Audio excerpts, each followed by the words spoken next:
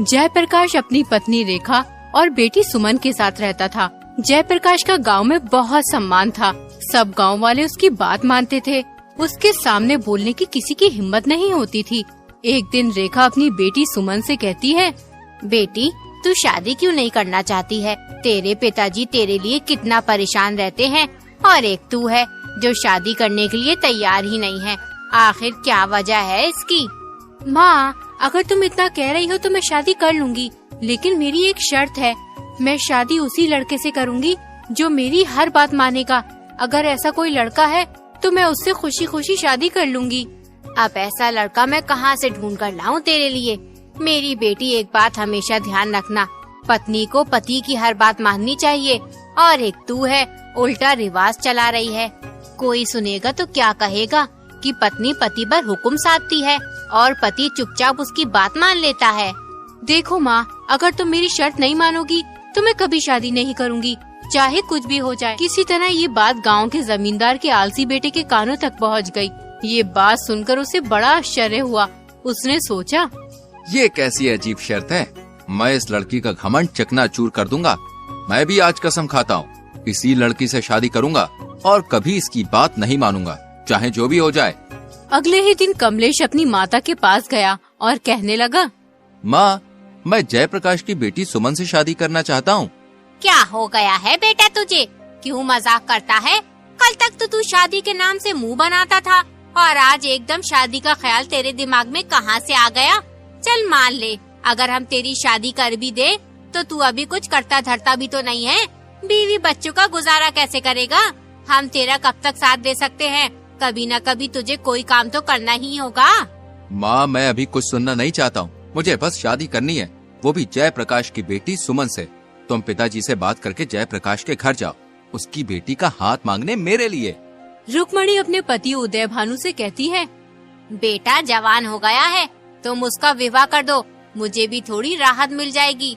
इतना बड़ा घर है, मुझसे इतना सारा काम नहीं हो पाता है। अरे भाग्यवान, तुम ये क्या कह रही हो? कमलेश तो कुछ करता धरता भी नहीं है, सारा दिन घर में यूं ही पड़ा रहता है। मैंने उससे कितनी बार कहा है कि खेतों पर जाओ, काम करो, मजदूरों के साथ मिलकर थोड़ी मेहनत कर लिया करो, लेकिन वो है कि सुनता ही नहीं। हमारे पास इतनी सारी जमीन है, अगर वो खेती का काम नहीं सीखेगा तो फिर जमीन पर खेती कैसे करेगा? अगर वो चाहता है कि उससे मेहनत नहीं होगी तो मेहनत मत कर, लेकिन खेतों पर जाकर मजदूरों को ही देख लिया करे। मजदूर सही से काम कर रहे हैं या नहीं कर रहे हैं, या समय ही पास कर रहे हैं। अब मैं अकेला कौन कौन सा काम देखूं? तुम सही कहते हो, लेकिन अभी वो नासमझ है। अगर हम इसका विवाह करा देंगे तो ये खुद ही काम करने की सोचेगा और इसका ये आलसीपन दूर हो जाएगा। कहे तो तुम बिल्कुल वैसे सही रही हो। तुम्हारी नजर में कोई लड़की है कमलेश के विवाह के लिए?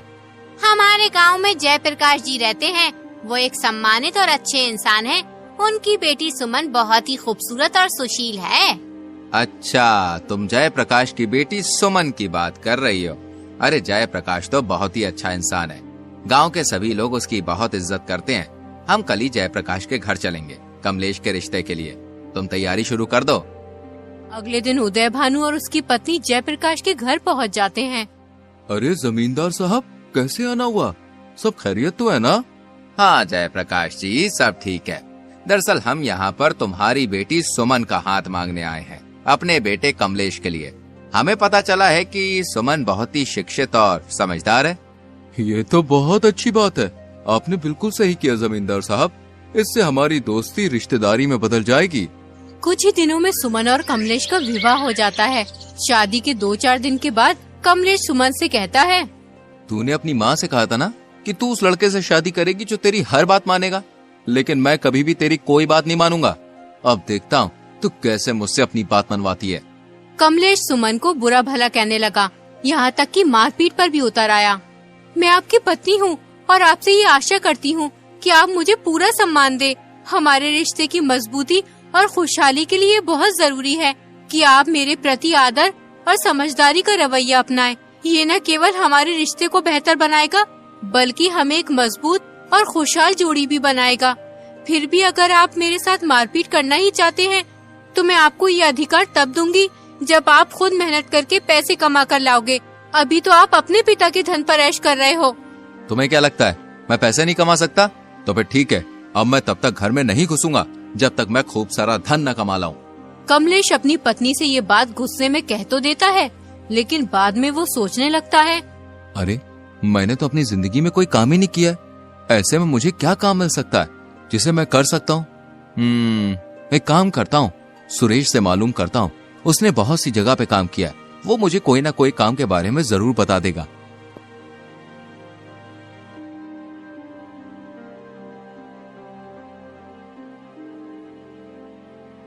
कमलेश सुरेश के घर पहुंच जाता है और सुरेश से कहता है, सुरेश, तुमने यार बहुत सी जगह पे काम किया है, मुझे भी कोई काम करना है। तुम्हारी नजर में कोई काम हो मेरे लिए तो मुझे बताओ।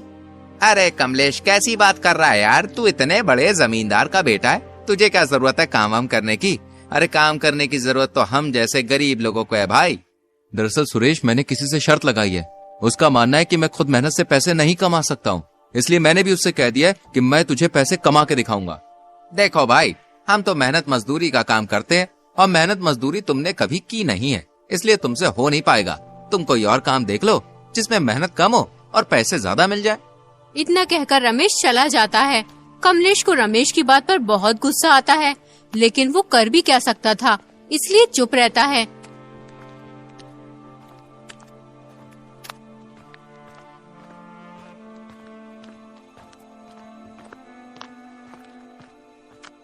अब कमलेश बगैर किसी को कुछ बताए धन कमाने की तलाश में निकल पड़ता है।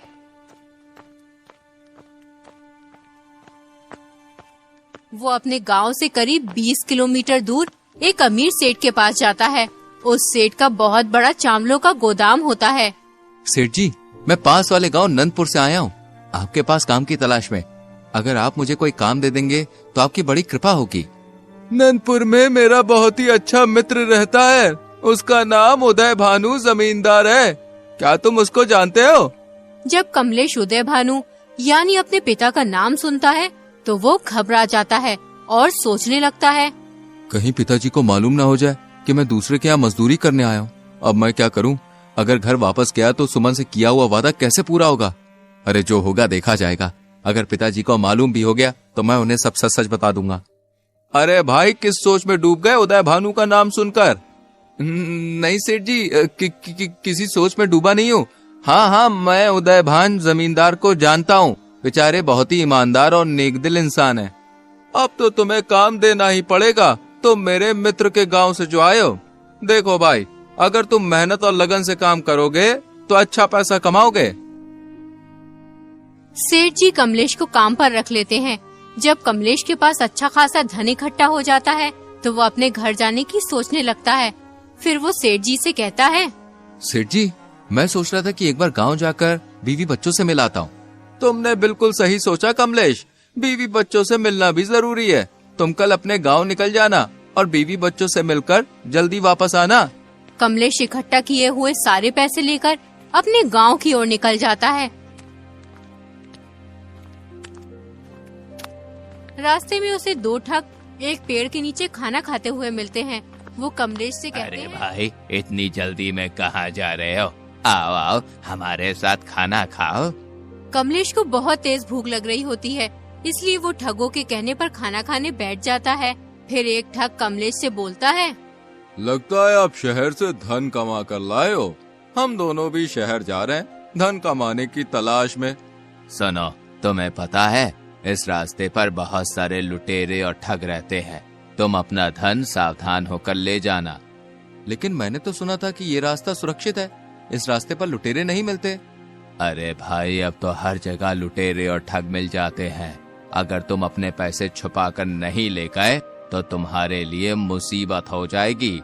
सुनो, हम भले और ईमानदार आदमी हैं, बिल्कुल तुम्हारी तरह। हम दोनों तुम्हारे धन की सुरक्षा कर सकते हैं अगर तुम चाहो तो। बाकी देखो भाई, आगे तुम्हारी मर्जी है। ये तुम क्या कह रहे हो? मुझे तो कुछ भी समझ में नहीं आ रहा। मैं तुम्हें अपना धन क्यों दूं? मैं तो सही से तुम्हें जानता भी नहीं हूँ। अरे भाई, इसमें नाराज होने की क्या बात है?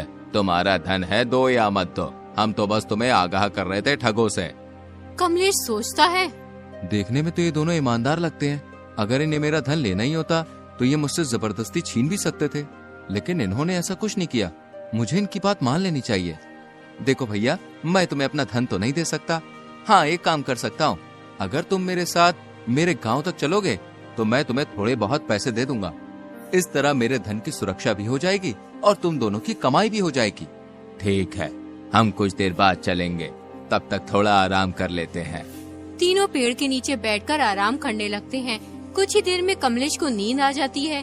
दोनों ठग कमलेश का सारा धन चुरा कर ले जाते हैं। जब कमलेश की आँख खुलती है तो उसे वो दोनों ठग कहीं भी दिखाई नहीं देते। तो वो हड़बड़ाकर अपना धन देखता है तो उसे धन भी नहीं मिलता है। इसलिए कमलेश बहुत परेशान हो जाता है। धीरे धीरे रात होने लगती है। कमलेश को दूर उजाला दिखाई देता है। वहाँ एक बुढ़िया का घर था। कमलेश ने बुढ़िया से कहा, मैं शहर से धन कमा कर लाया था, रास्ते में मुझे 2 आदमियों ने ठग लिया। मैं बहुत थका हुआ हूँ, क्या आप मुझे अपने घर में ठहरने के लिए थोड़ी सी जगह दे सकती हैं? बुढ़िया बहुत ही नेक दिल की औरत थी। उसकी कोई औलाद नहीं थी। उसने कमलेश को अपने घर में रुकने की आज्ञा दे दी। बुढ़िया एक छोटी सी चाय की दुकान चलाती थी, जिससे वो अपना गुजर बसर करती थी। कमलेश ने बुढ़िया की चाय की दुकान पर काम करना शुरू कर दिया। कुछ ही दिनों में बुढ़िया की चाय की दुकान काफी बड़ी हो गई। इससे खुश होकर उसने कमलेश को बहुत सारे पैसे दिए। बुढ़िया से पैसे लेकर कमलेश सोचने लगा, अब मेरे पास खूब पैसे हो गए और घर से निकले हुए भी बहुत दिन हो गए। अब मुझे घर चलना चाहिए। इस बार बहुत ही सावधानी से जाऊंगा और उसके बाद सुमन पर रौब दिखाऊंगा। कमलेश ने बुढ़िया से घर जाने की इजाजत मांगी और फिर अपने घर की ओर चल दिया। घर पहुंचकर कमलेश ने सारा धन जो कमाया था सुमन को दे दिया और फिर बोला, तुमने कहा था ना, जब मैं अपनी मेहनत से धन कमा के लाऊंगा तभी तुम्हारे साथ मारपीट कर सकता हूँ। अब पिटने के लिए तैयार हो जाओ। देखो, मैं तुम्हारे साथ मारपीट करना नहीं चाहता, लेकिन मुझे तुम्हारा घमंड तोड़ना है, इसलिए मुझे तुम्हारे साथ मारपीट करनी होगी। स्त्री को पीटना बहुत बड़ा पाप है। मैं तुम्हारी जीवन साथी हूँ। हम दोनों ने एक दूसरे के साथ जीवन बिताने की कसम खाई है। मैं तुम्हारा हर मुश्किल समय में साथ दूंगी। अगर फिर भी तुम मुझे पीटना ही चाहते हो तो घर के अंदर मारपीट करने का कोई फायदा नहीं है, क्योंकि किसी को पता भी नहीं चल पाएगा कि कमलेश ने अपनी पत्नी को पीटा है। गांव वालों को भी पता तो होना चाहिए कि तुम इतना सारा धन कमा कर लाए हो, इसलिए अपनी पत्नी को पीटना चाहते हो। आज आराम कर लो, तुम बहुत दूर से चलकर आए हो ना। कल सुबह सारे गांव वालों को बुलाकर मुझे उनके सामने पीटना। कमलेश अपनी पत्नी सुमन की बात मान लेता है। अगली सुबह वो सभी गांव वालों को इकट्ठा करता है। जैसे ही कमलेश अपनी पत्नी को पीटने के लिए आगे बढ़ता है, उतने में ही कमलेश के पिता उदय भानु जमींदार वहाँ आ जाते हैं। बदतमीज नालायक, ये क्या कर रहा है? एक स्त्री पर हाथ उठा रहा है।